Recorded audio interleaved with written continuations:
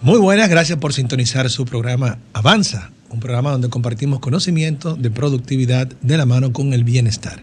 Luis Ramón les habla y asimismo le da la bienvenida a su co-host, mi querida co-host Lilibet Alarcón. ¿Cómo estás? Hola Luis, excelente. ¿Y tú cómo estás? Muy bien, muy bien. Aquí a seguir conversando donde nos quedamos sobre el libro de esta temporada.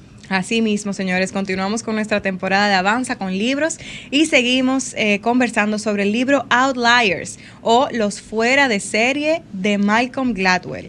Aquí en el libro explica por qué algunas personas tienen éxito y otras no, y cómo ese éxito está relacionado al contexto de la persona y no necesariamente a otros aspectos que muchos entendemos que sí son determinantes para ser exitosos. Antes de iniciar, vamos a recordar que este programa es patrocinado por la marca de combustibles Next, te llevamos más lejos, y por la marca de soluciones de energía SolarWorks, las más eficientes alternativas para mejorar la calidad y los costos de la energía de tu casa y de tu negocio. Así mismo. Bueno, señores, el libro, la verdad es que ha estado muy interesante y creo que hay un punto en el cual me gustaría que retomemos, y es que este autor menciona que no necesariamente la persona más inteligente es aquella que va a tener éxito. ¿Qué ustedes piensan de eso? O sea, desde muy pequeños nos enseñan que la inteligencia es clave para ser exitosos y que tenemos que ser el más inteligente del grupo, el más inteligente del curso, y el que no tiene esa habilidad, el que no nació con el don de ser sobresaliente en ese aspecto, puede ser que se sienta muy mal y muy incómodo en su vida académica principalmente. Pero Malcolm nos dice, no señores, olvídense, no necesariamente el más inteligente es el que tiene el éxito asegurado. Luis, tú que eres el amante de este libro, que te lo has devorado varias veces, cuéntame un poquito sobre cómo es que el autor está presentando esta parte del tema. Mira, esto incluso yo lo veo como un balance natural de la vida. Existe lo que se llama la inteligencia práctica, que es la que se va adquiriendo, y bueno, está la inteligencia analítica, que es con la cual se nace. Entonces muchas personas que tienen esa, desde que tienen 6 meses ya pueden hablar, así como Christopher Langan, y personas pues que simplemente la van adquiriendo y llegan a ser unos monstruos literalmente, o sea, en la práctica. Y se ha demostrado que es la práctica la que más se relaciona con el éxito, no necesariamente la analítica. Hay personas que la tienen las dos. La práctica hace al maestro. La práctica hace al maestro, exactamente. Y la práctica está compuesta en tú desarrollar, en saber cómo tú vas a decir las cosas, cuándo, en qué momento, en qué escenario. Es en el cómo, Hay personas que tienen muy desarrollado el cómo. Señora, aquí no estamos hablando de universidad. Aquí estamos hablando de una formación totalmente integral que vamos todos adquiriendo, y hay personas que tocan ciertos puntos que le logra desarrollar mucho esta inteligencia práctica, porque es totalmente integral. Y dentro de esto, lo que más peso tiene, según las investigaciones que hemos visto, es el entorno y la formación familiar. O sea, las dos cosas, uno puede tener más que otro, pero estas son las cosas más importantes. Nosotros ahí estuvimos viendo el caso del hombre que en un momento fue considerado el más inteligente de los Estados Unidos por sus exámenes de coeficiente intelectual, que se llama Christopher Langan, que esta persona no tenía inteligencia emocional, muy poca, muy bajita, porque en su formación integral tuvo muchos problemas cuando niño y no pudo salir de esa vorágine, lo cual lo llevó a no ser exitoso en la primera universidad, en la segunda universidad. Y estamos hablando de una persona que sacó 195, lo que entienden un poco del tema, saben que las personas normales tienen un 100 de IQ, de coeficiente intelectual, y los genios pueden llegar a tener hasta 200. Esta persona tenía 195. Entonces, me gusta mucho cómo hace la comparación entre dos personas que están en el umbral alto de inteligencia, que es Christopher Langan por un lado, y por otro lado entonces tenemos a Robert Oppenheimer, que fue quien dirigió el equipo que hizo la bomba atómica. Pues, ¿qué pasa? Tomamos a Robert Oppenheimer con un IQ de unos 140 versus Christopher Langan de 195. Cualquiera puede pensar, ¿va a llegar más lejos Christopher Langan? Pues no es así. Christopher Langan, por el problema de que no desarrolló bien su inteligencia práctica, pues esto lo llevó a que no tuviera éxito, como yo lo acabo de decir. Sin embargo, Robert Oppenheimer, pese a un problema grandísimo que tuvo, que fue que intentó matar a su mentor como científico, esto es muy serio, señores, pudo defenderse en una corte y lograr que le dieran libertad condicional y asimismo también lo mandaran a terapia. Y después de ahí fue que entonces lo llamaron para dirigir el equipo que hizo la bomba atómica. Miren esto, señores, o sea, una gente como no pudo llegar a nada, o sea, por nimiedades. A Christopher Langan lo último que le pasó fue que su madre no llenó el formulario para que le dieran la beca. Otra de las cosas que le pasó a Christopher Langan fue que no llegó a tiempo a una clase y no tuvo la capacidad para poder buscar la manera de que esas clases se las repusieran. Uh-huh. Entonces, con esas dos cositas, cómo esta persona cambió el curso de su vida de una manera que le perjudicó y cómo el otro, habiendo hecho algo tan grande como intentar asesinar a su mentor, pudo salir de ese problema y después de ese problema, ahí fue que logró algo sumamente exitoso. Pues señores, la bomba atómica cambió el mundo. Para la mayor parte para mal, pero son opiniones realmente. Claro. Entonces, mira qué gran diferencia. Y mira qué interesante, porque con los diferentes invitados que hemos tenido dentro del programa, siempre se resalta lo importante que es el tema de trabajar esa inteligencia emocional, esa parte personal, esas relaciones interpersonales, que eso no se aprende nada más leyéndose un libro. O sea, como tú mencionabas, es esa inteligencia práctica que se aprende con la experiencia a lo largo de la vida, con la prueba y el error, con el exponerse. Y mira cómo ese tipo de inteligencia es la que realmente le ayuda a uno a ser exitoso en la vida. Y fíjense, no sé si alguno ha tenido la experiencia con compañeros incluso de estudios del colegio, de la universidad. A mí me pasa que recuerdo que hay compañeros que tal vez eran los mejores académicamente hablando, el que siempre sacaba 100, sin embargo, a lo largo de la vida se quedó estancado en algún punto.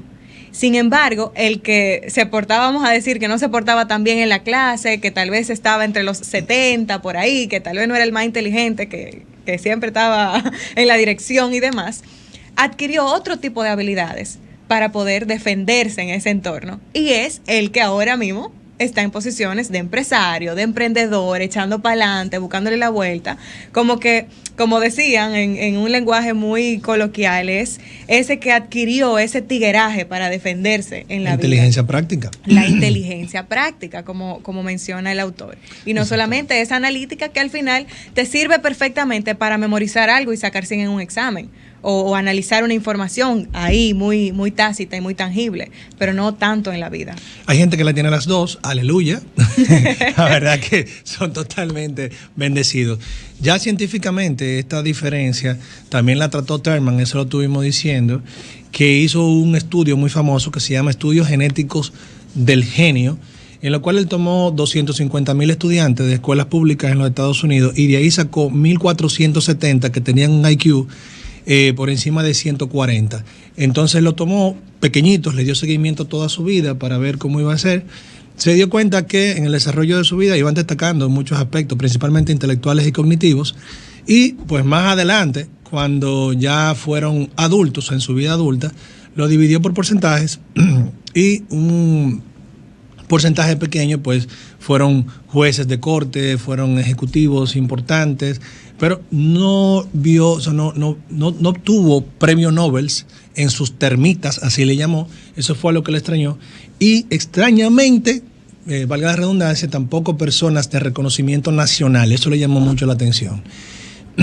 ¿Qué fue algo que vio incluso diferente entre sus mismas termitas de quienes incluso llegaron más lejos y quienes no? Estamos hablando de personas superdotadas todas, dándole un seguimiento importante. Que quienes tenían un entorno familiar que lo acompañó todo el tiempo, que le dio ese seguimiento, que lo apoyaba y que que tenía eso mismo, comodidad en su casa para poder desarrollarse, pues fueron los que realmente tuvieron más éxito en la vida. independientemente de que dentro de ese mismo grupo eso no tuviera el coeficiente más alto. No, lo que más valió fue lo otro, esa educación integral completa, señores. Y el entorno familiar es sumamente clave, exactamente. Bueno, eso ahí fue que nos quedamos en el último tema del episodio pasado. Bueno, entonces seguimos con la parte 2. Sí, seguimos. Ahí hay un punto interesante que me gustaría que nos compartas en detalle, que es unas lecciones que se mencionan en el libro, que son las lecciones de Joe Flom, que son 3 específicamente que él comparte. Entonces quizás tú pudieras indicarnos cuáles son esas 3 lecciones en específico. Así es. Mira, se habla de Joe Flom porque para Malcolm Gladwell, que es el autor de este libro, Joe Flom es el abogado más icónico de Nueva York. Quizá mucha gente no lo conozca, pero la verdad que lo que construyó económicamente en cuanto a patrimonio como firma de abogados en Nueva York fue bastante grande, extraordinario. Entonces, él dice, vamos a estudiar a Joe Flom porque es un tipo que viene de extractos pobres, viene de una familia judía donde incluso eran marginados. Sus padres fueron inmigrantes en Nueva York, arrancó de abajo y cualquiera pudiera pensar que el éxito de Flom se debe a él solo. Entonces, este mito lo que quiere también destruir este libro, señores, las cosas no se logran solo, se logran por un sinnúmero de factores, estos éxitos extraordinarios. A quien se siente exitoso, que tenga un éxito académico, un éxito empresarial, un éxito incluso dentro de como colaborador de una infraestructura, que se sienta que eso se le debe a él solo. Este libro viene a explicar, mira, eso es imposible. A nadie, ni Bill Gates, y te explica por qué, todas las cosas que se dieron en su momento, nadie puede decir, a mí solo que se me debe, yo me construí, este héroe lo construí yo. Entonces, claro, hay mucha gente que lo piensa. Entonces, aquí empieza a hablar de Flom para demostrar que no se formó solo.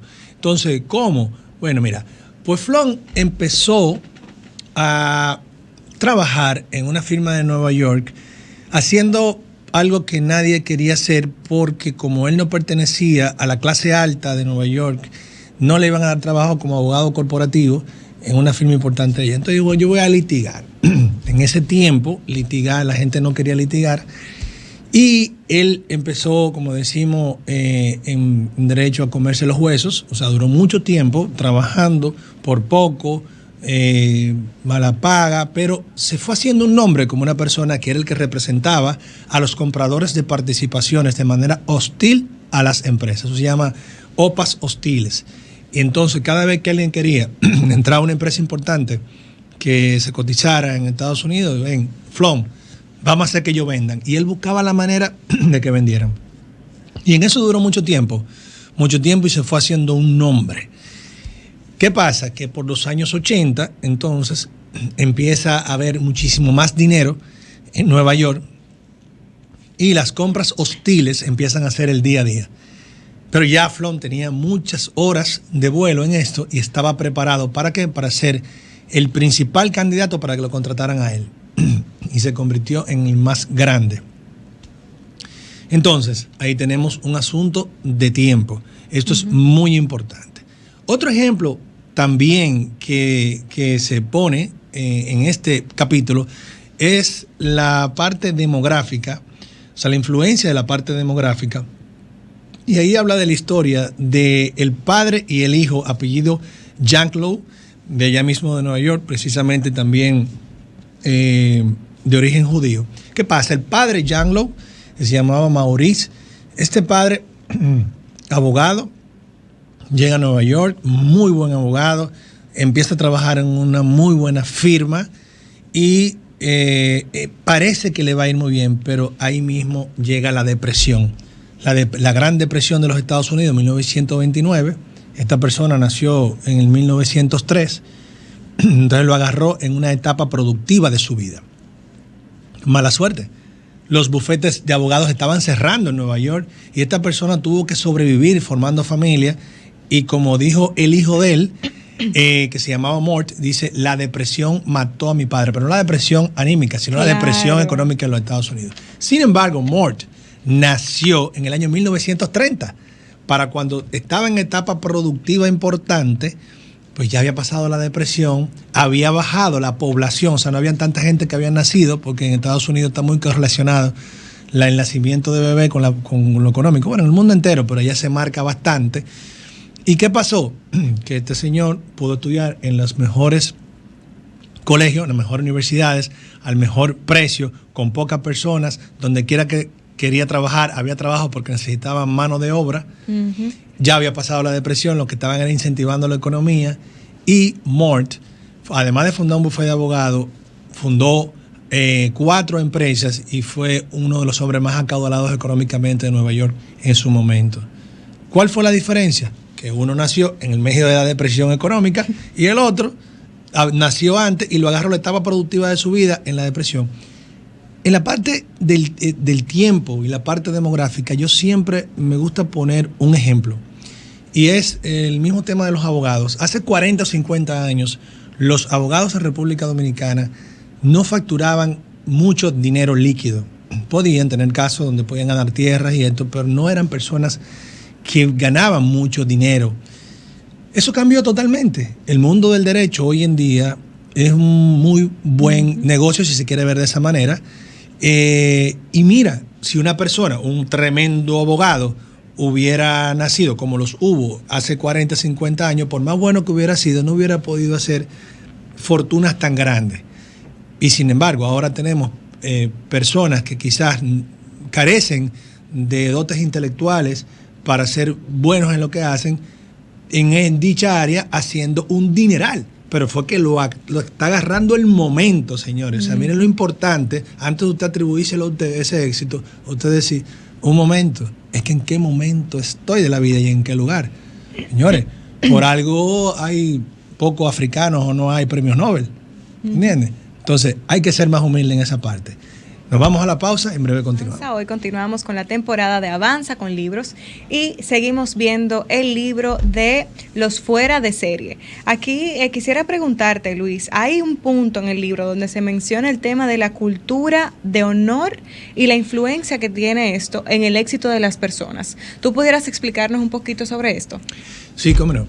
Mira, lo que viene a tratar esto es una historia, todo comienza por una historia de una problemática entre dos familias, específicamente en Harlem, Kentucky, donde por un asunto de que unas vacas se metieron a la finca de una familia y una persona de esa familia mató unas cuantas vacas y por ahí empezó una matanza de familia a familia que duró años y terminó con la vida de muchos integrantes de ambas familias, lo cual fue emulado por otras familias y definitivamente lo hicieron un terreno hostil. Y ahí se empezó a hablar de lo que ellos entendían por cultura de honor. Y es que la gente por su honor estaba dispuesto a matarse literalmente antes que todo. Ya no eran cuestiones ni económicas, no era de honor. ¿Y de dónde venía eso? Esto formó lo que se llamó en Estados Unidos el Black Country americano, que era la parte del sur. Entonces la gente dirá, bueno, ¿qué es esto? Y es que se empezó a entender que las personas del sur eran mucho más hostiles, rápidas, agresivas, precisamente por tener una cultura de honor que las personas del norte. Y entonces el libro estudia y dice, pero ¿por qué esto? Bueno, porque la región del sur fue habitada en sus orígenes, principalmente en los Estados Unidos, por personas que venían de Escocia e Irlanda, que son quienes más ferozmente han luchado históricamente por cuestiones de honor. Uh-huh. Entonces, mira cómo esto viene arrastrándose desde cientos y cientos y cientos de años atrás. Inmigrantes llegan, se localizan en un lugar y empiezan también a vivir de esta manera. Incluso se hizo una prueba muy, muy interesante en una universidad del norte, donde habían estudiantes del sur y del norte de los Estados Unidos, y se puso una persona en un pasillo y le dijo, tú le vas a decir una mala palabra a cada uno de los varones que salga de esa aula. Entonces la persona lo hacía, le decía, fulano, no fulano, es tal cosa. Okay. Los del norte lo tomaban a broma. Y no había ningún problema. Como lo hacemos aquí. Depende de dónde estemos. Si es en el tráfico, señores, cuídense. ¿Del sur o del norte? ¿De Santiago o de la capital? Bueno, buena pregunta. Buen punto. Señora, Santiago presente aquí, muy presente. Los de Santiago somos muy tranquilos, pacíficos. Si no le tocan Santiago. Entonces, los del sur fue totalmente distinto. Y eso fue un patrón que se repitió. Cada vez que le decían algo había que matarse con un sureño de eso. Y incluso en los Estados Unidos se dice que los sureños son más mecha corta realmente. Pero mira cómo todo se correlaciona. Claro. Entonces, si tú incluso eres del norte o tú eres del sur, eso también va a determinar mucho tu manejo, que va a cómo tú reaccionas ante los cambios un poco hostiles, y eso puede determinar bastante un nivel de éxito en muchas cosas. Claro, definitivamente. Ahí vamos otra vez con el tema de esa inteligencia emocional también, cómo tú manejas esas emociones y cómo reaccionas. Bueno, también en el libro hay algo interesante que se menciona sobre el tema de las herencias y las diferentes generaciones, va relacionado con esto, que influyen en el éxito de la persona. Y obviamente hace mucho sentido en el tema de la herencia, porque una familia que tenga una persona que nazca en una familia que de por sí ya es rica y hereda todos estos bienes, es de esperarse que tenga más éxito. Es como que viene ya de cuna con una oportunidad extra, con una verdad, una monedita de oro. Sí, el libro también revela varios estudios sobre eso mismo que comenta, en el cual te dice, mira, aquí le dimos seguimiento a familias donde los padres llevan a sus hijos a todas las clases, lo ponen en clases complementarias, en vacaciones se la pasan ocupados, los niños lo enseñan a discutir en una mesa, a no ser un sí señor, sino simplemente dígame, usted tiene derecho, opine. Incluso cuando algún profesor le ha dado una mala calificación, padres que han ido a defenderlo a la escuela y todo eso, versus padres de, digamos, de condiciones más desfavorecidas que no hacen nada de esto, y en vez de ayudar profundamente a los hijos, entienden que los hijos tienen que resolver todos los problemas por sí solos, lo cual tiene teorías en contra y a favor, pero como aquí este estudio demostró que los hijos de estos padres con mejores recursos tenían más oportunidades de lograr el éxito en cuanto a su desenvolvimiento, porque es que le están dando una educación integral demasiado fuerte. O sea, desde muy jóvenes. Tú puedes hablar con quien tú quieras y tú puedes conseguir lo que tú quieras. O sea, no te quedes callado, busca la manera y tira para adelante. Eso no se le fue enseñando al otro tipo de niño. Claro. Y ahí está el tema de la influencia del entorno.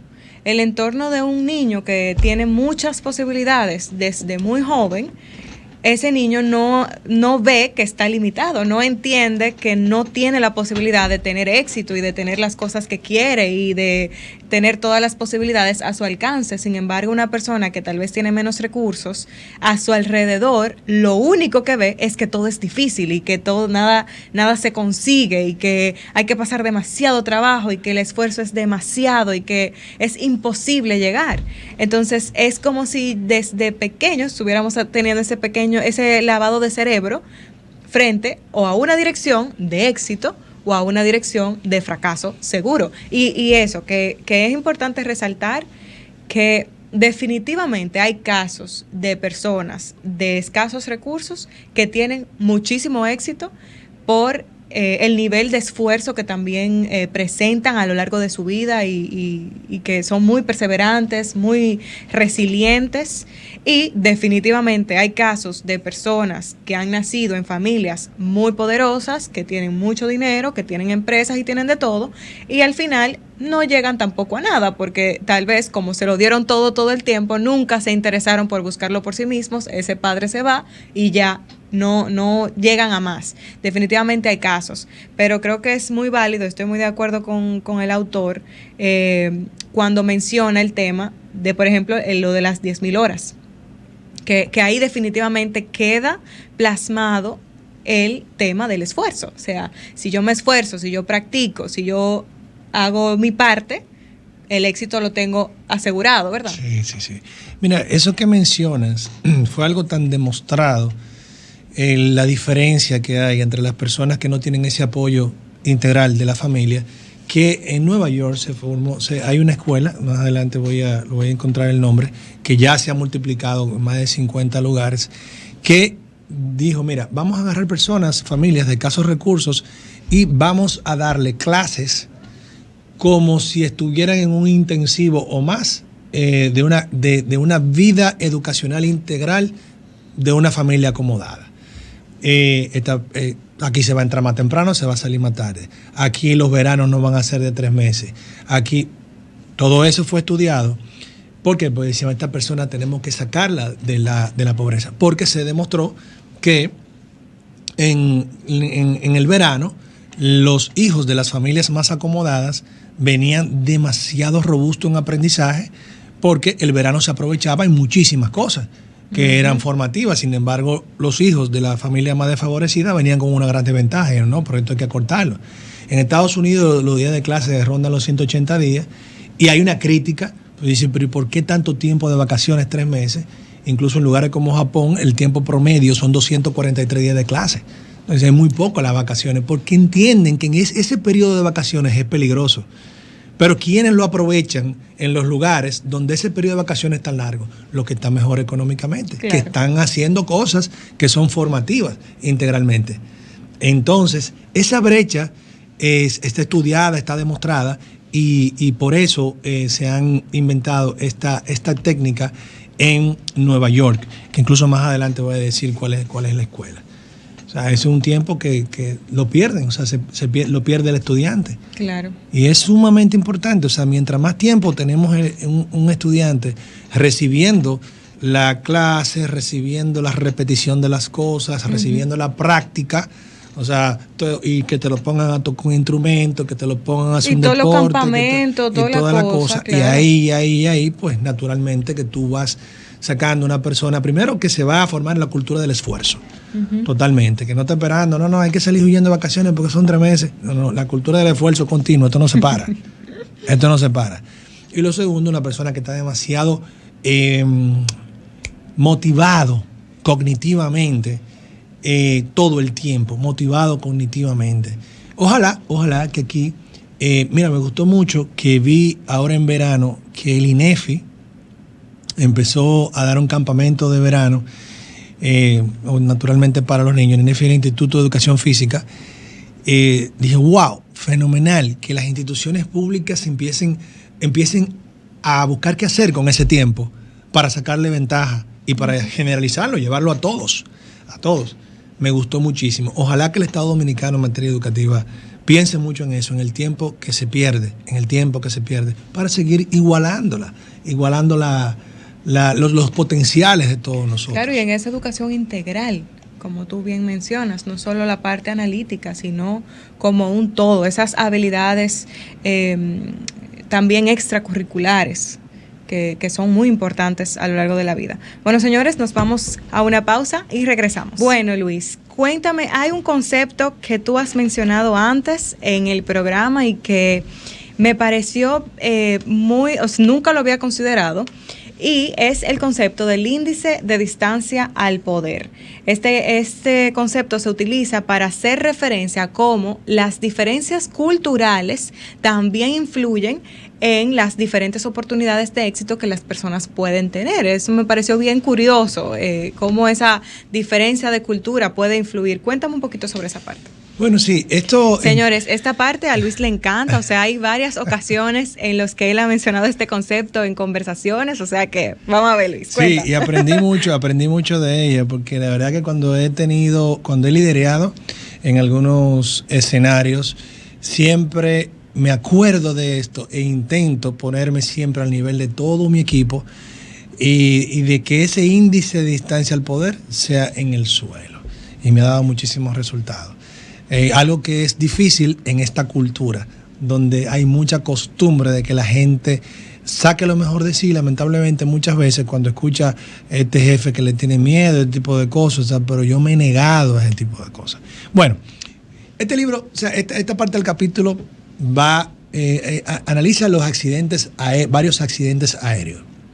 Yo creo que ustedes sepan que hay toda una organización mundial de análisis de accidentes aéreos. Esto es muy serio. Y empiezan con la empresa Korean Air.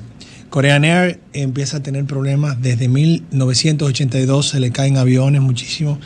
Y bueno, se le cayó en el 97, 2 años después. Hubo un avión que fue derribado por Rusia por un accidente, y realmente fue algo accidental porque por error se metieron en el cielo ruso sin pedir autorización y un misil automático lo derribó, y varios choques incluso en tierra de los aviones. Entonces, ante tantas cosas, ¿qué pasó? Llegó un momento donde Delta Airlines, un referente de la seguridad en materia aeronáutica, y Air France dijeron: nadie de mi tripulación se monta en Korean Air.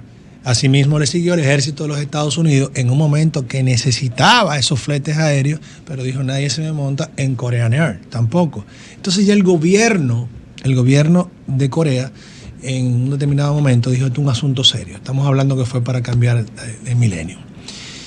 Y impulsó que Korean Air formara grupo de una alianza, y entonces empezó a cambiar al punto tal de que hoy en día es un referente de seguridad.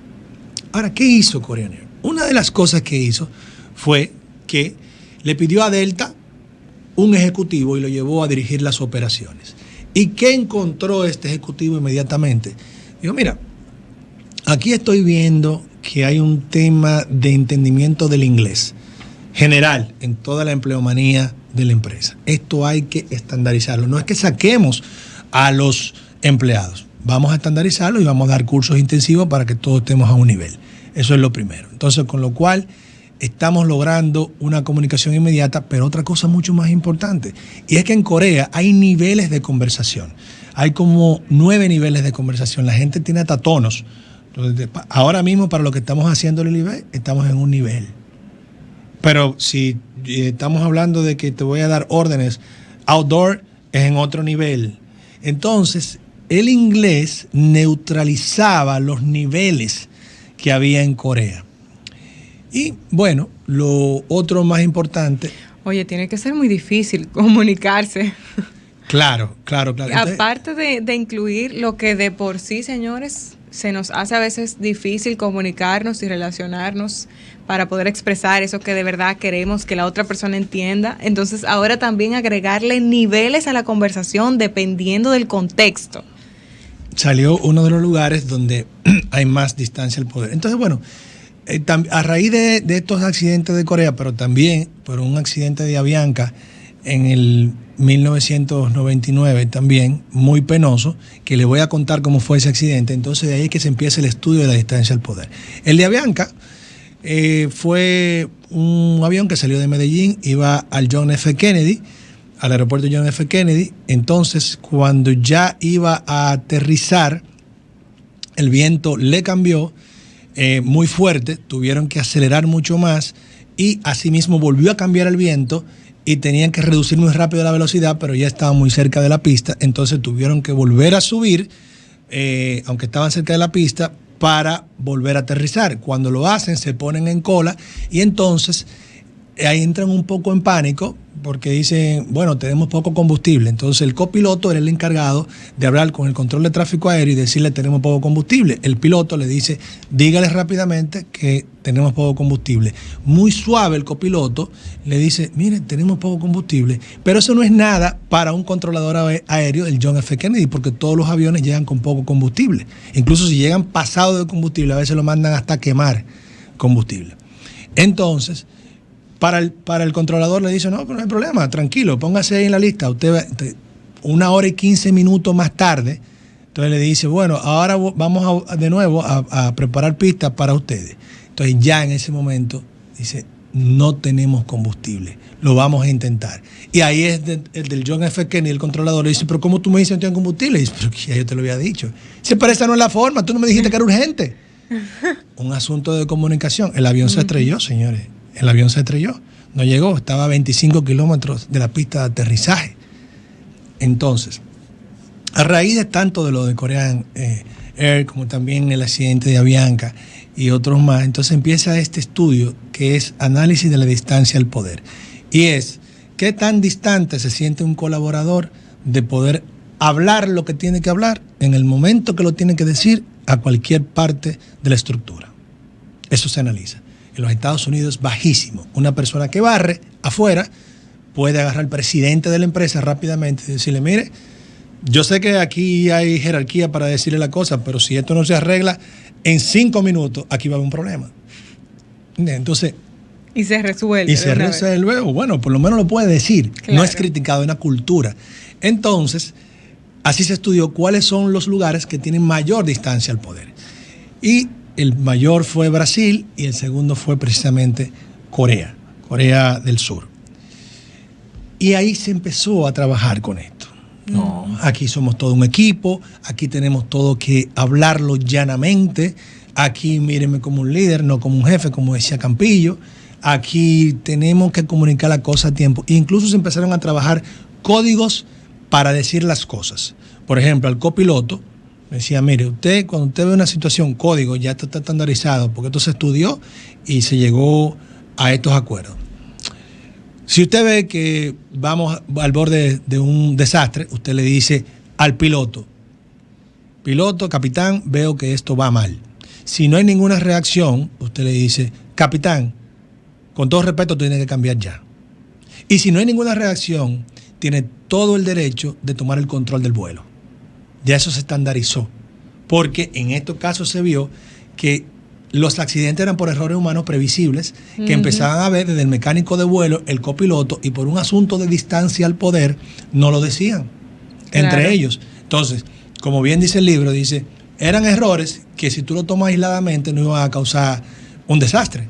Incluso si lo sumaba a otro más, tal vez no. Pero cuando tú empezabas con la cadena, ese errorcito, más otro errorcito, más otro errorcito, y nadie se lo decía a nadie por un miedo, por un índice alto de distancia al poder, eran los que estaban causando los desastres en materia de aviación. Totalmente demostrado el nivel. Claro, y ese índice de distancia al poder, ese temor definitivamente reduce las oportunidades de éxito, porque en este caso el éxito era medido porque el avión aterrizara, ¿verdad?, oportunamente. No se daba ese aterrizaje oportuno porque no había la comunicación adecuada en el momento adecuado, de la manera, ¿verdad?, con la urgencia que se requería. E incluso, eso es tanto dentro de la tripulación, pero también, por ejemplo, ¿qué pasó con el de Avianca? Que el controlador aéreo le dijo muy llanamente, póngase en fila, que usted es el último.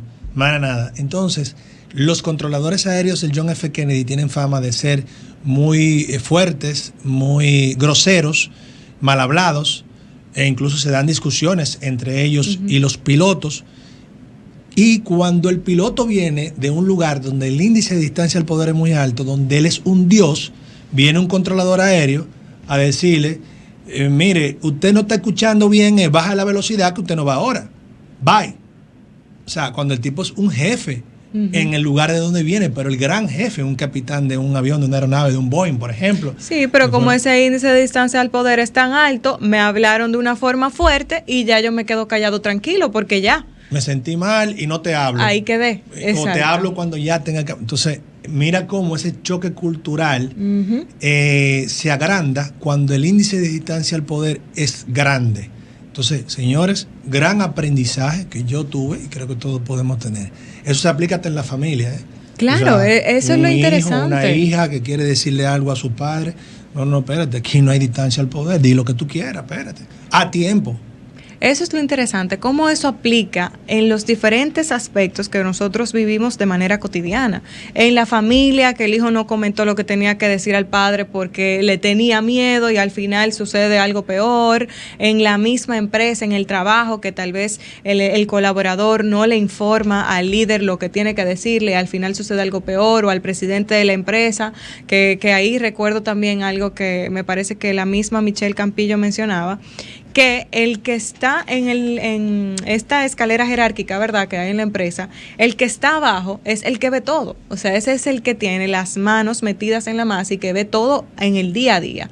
El presidente, el CEO de la empresa, tal vez no está tan involucrado con lo que sucede dentro de la empresa al dedillo, ¿verdad? Y hay una información que esa persona que está debajo en ese nivel jerárquico tiene, que el presidente no.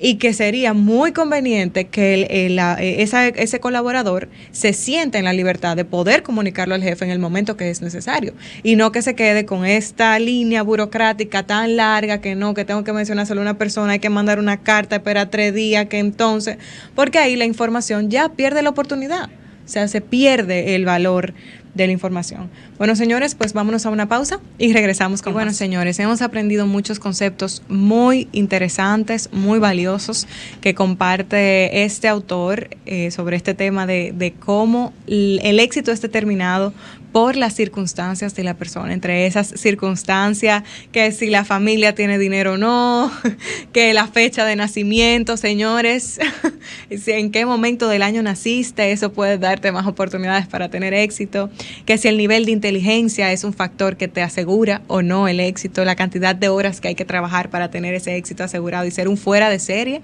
Bueno, muchísimos conceptos que la verdad es interesante poderlos explorar. Lili, y escúchame que te interrumpa, yo creo que esto es algo que no solamente debemos pensarlo para los fuera de serie, sino para todos nosotros, porque en cierta medida todos nosotros hemos sido muy afortunados por muchas cosas que están detrás de nosotros que no se deben enteramente a nosotros, señores.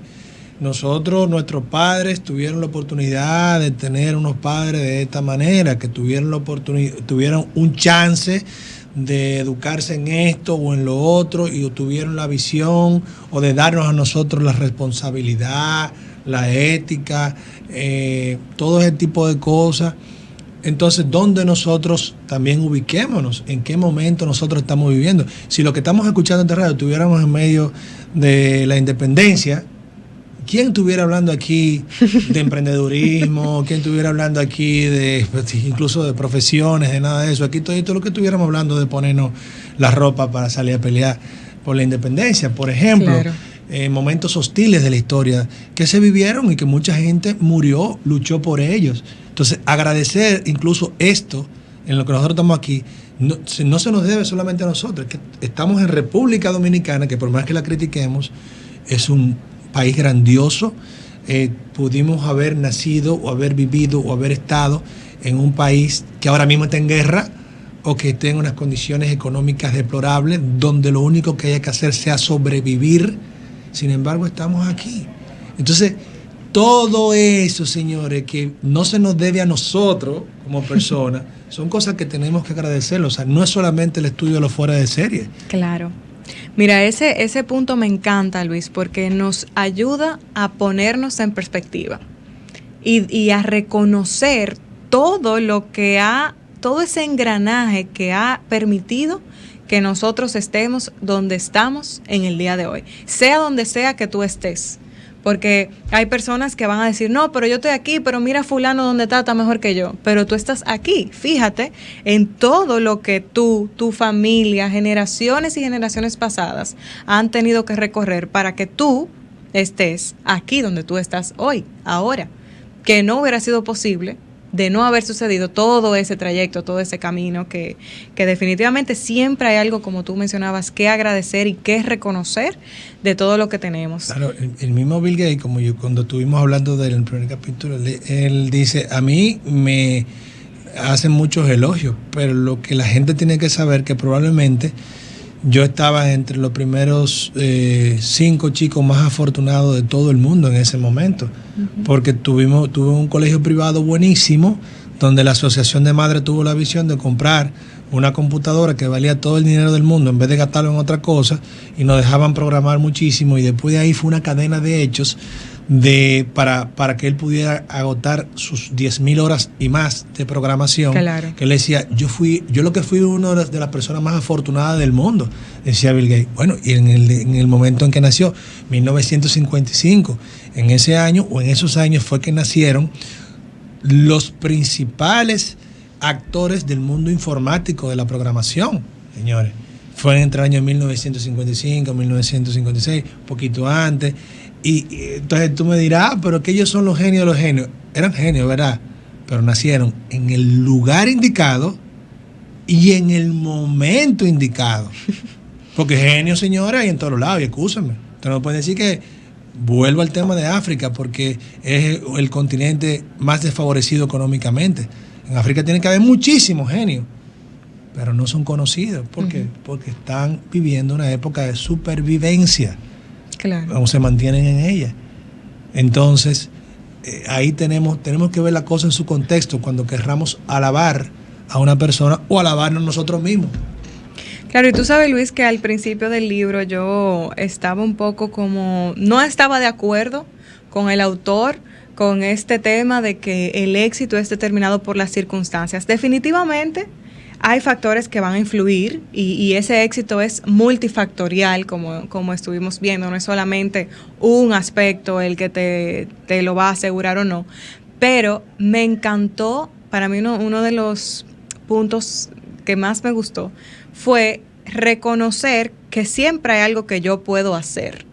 Si yo quiero tener éxito haciendo lo que sea, vendiendo manzanas, dedícate 10,000 horas, al menos 10,000 horas, a hacer eso de lo que tú quieres ser experto, a eso a lo que tú te quieres dedicar, eso en lo que tú te quieres destacar. O sea, señores, siempre nosotros, si no naciste en una familia rica, si no naciste en el mejor año o en el mejor mes del año, si tal vez no tuviste esos veranos con campamentos y aprendiendo actividades extracurriculares, siempre hay algo que tú puedes hacer.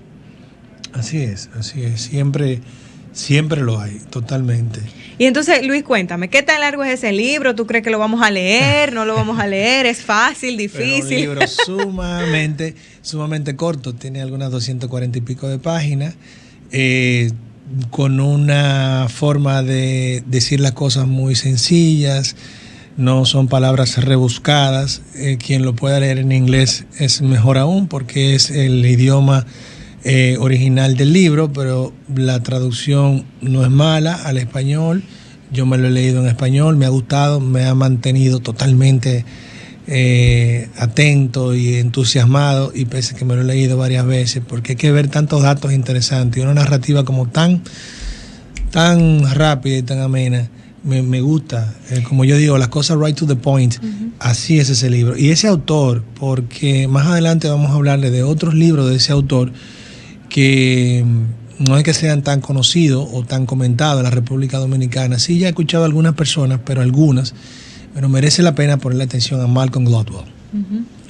Y ahí veo que también él habla como con muchos ejemplos, mucha data dura, que eso es interesante también en este tipo de lecturas, porque a veces nos vamos al crecimiento personal y nos vamos como muy al idealismo. Y él se va muy al ejemplo, al estudio, a la investigación, que él se enfocaba mucho en esa parte. ¿Y dónde crees que las personas puedan conseguirlo? ¿Eso aparece en internet? ¿Lo puedo conseguir gratis y descargarlo? ¿Tengo que comprarlo? ¿Tienes alguna experiencia con esa parte? Claro que sí, yo lo he regalado como 10 veces el libro. Muy bien. Bueno, si quieres pedirlo por Amazon, se lo pueden vender nuevo o usado. Son 2 precios distintos, se lo traen inmediatamente por un courier. Buenísimo. Esa es una, también lo puede comprar por una de las aplicaciones y disfrutarlo virtualmente, pues en audiolibro, si lo quiere. Es la verdad que un bestseller y merece mucho la pena. Comenzar con Malcolm Gladwell, comenzar con ese.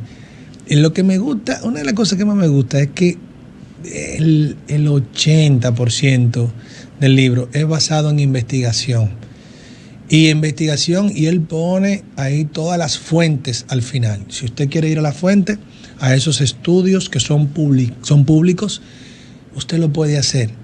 Y eso a mí me encanta, porque ya no es algo interpretativo, subjetivo.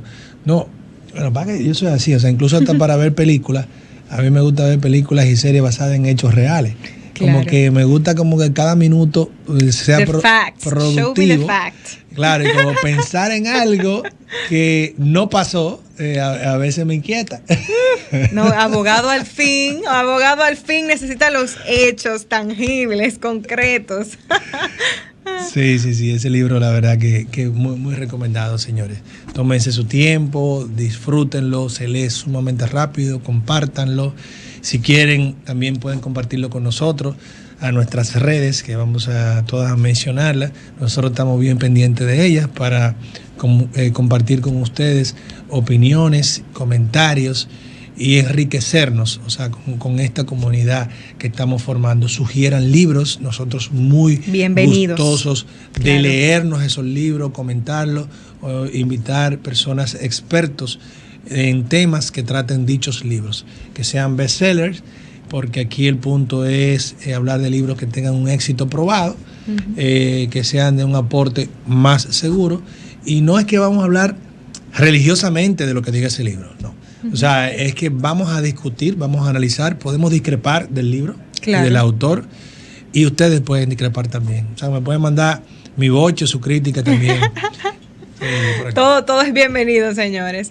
Bueno, pues nos veremos el próximo martes. Tenemos otro libro que vamos a estar compartiendo ahí por nuestras redes sociales. Pueden encontrarnos en Instagram como @avanza.tom y en Facebook como AvanzaRD. También en Spotify como AvanzaRD. Bueno, señores, nos vemos en la próxima. Síguenos en las redes sociales. Búscanos @Sol1065 FM. Lo mejor de nuestro contenido más cerca de ti. Sol 106.5. Una estación RCC Miria.